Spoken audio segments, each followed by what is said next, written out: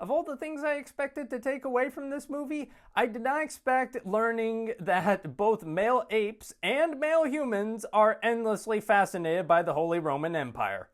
Who knew?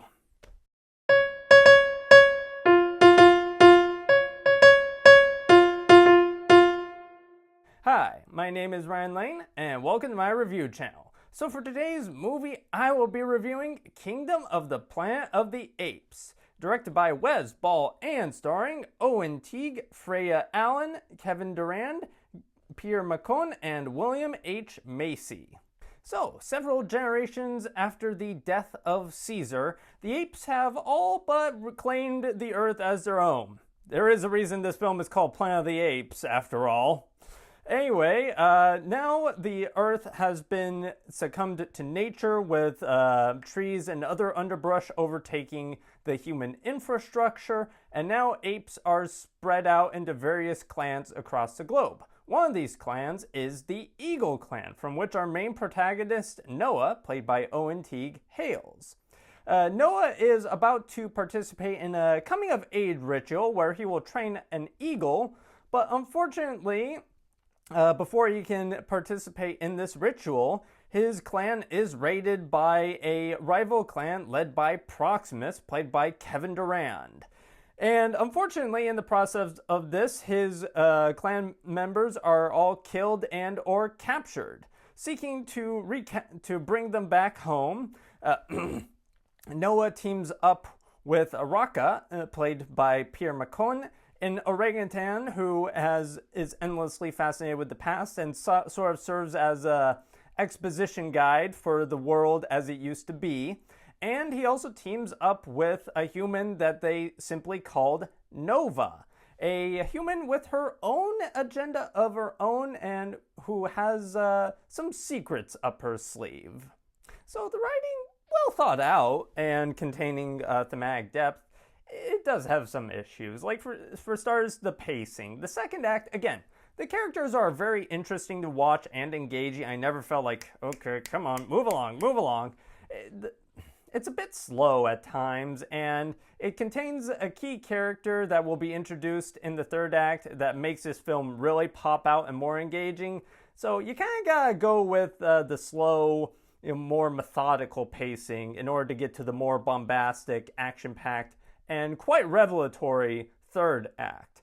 Plus, some of the secondary characters like Suna, played by Lydia Peckham, they don't get quite enough material to truly shine. Like, again, with Suna, it's said that there's supposed to be a romance between her and our main protagonist, Noah, but again, it's not terrible. I can see some chemistry, but I don't know. She just doesn't have enough personality given to her to feel like her own fully fleshed out character. Again, does not ruin the movie, and I feel like this can go for some of the other characters, but it does weigh the film down a bit in terms of quality.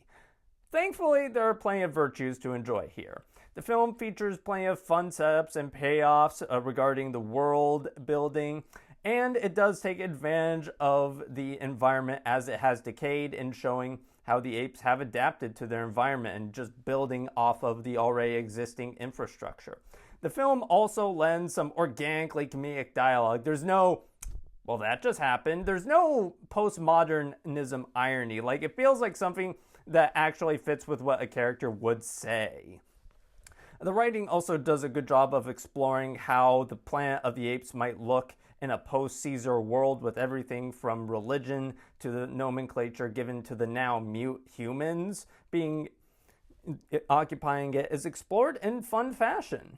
Plus, it was an incredibly rare phenomenon. This film actually manages to tell a complete story and tease a sequel that people might actually want to watch.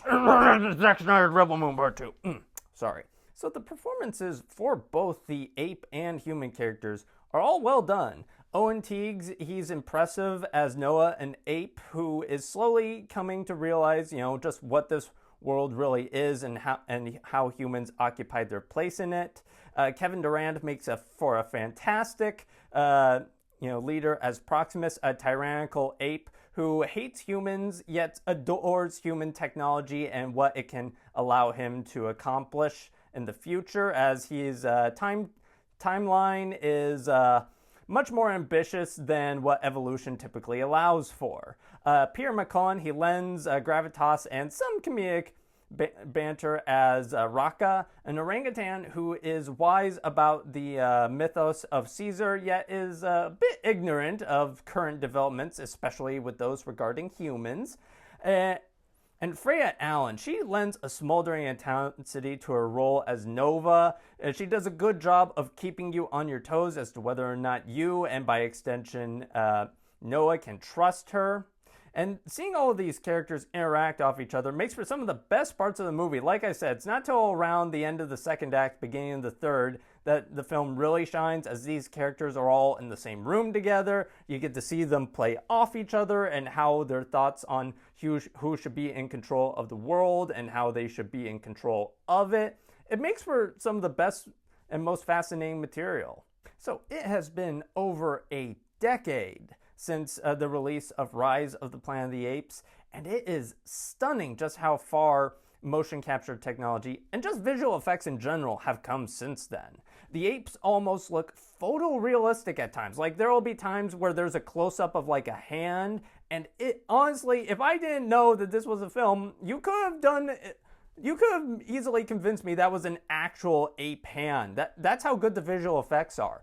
Plus, the apes, they pair well with their human counterparts. They're never, like, they are standing right next to each other, and there was never a time where I thought, that is fake. Like, he is on, like, the human character is on green screen, or the ape character is on green screen. There was never any sense of cognitive dissonance. Plus, the motion capture technology is amazing at capturing the little micro expressions, a raised eyebrow here, a little smirk here. Like, it all enhances the performances, which by extension enhances the story. That is visual effects in a nutshell, or at least good visual effects, enhancing the story, not, visual effects should serve the story, not the other way around. Michael Bay. Well, actually, to be fair, Michael Bay has actually gotten better. Like, his Ambulance was actually good. It's more like Zack Snyder, the joke that I should be making.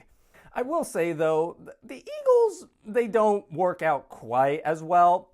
Again, they're not terrible. They do lend a nice new visual motif to the movie, but just seeing them against the apes was like, okay, that's CG. But again, with Hollywood trying to, be less cruel towards animals, I can make an exception. And again, like I said, the Eagles do look good. They just don't look as good as the apes. So thanks to a well thought out plot and impressive visual effects, this kingdom shows that the Planet of the Apes franchise clearly has a long cinematic future ahead of it.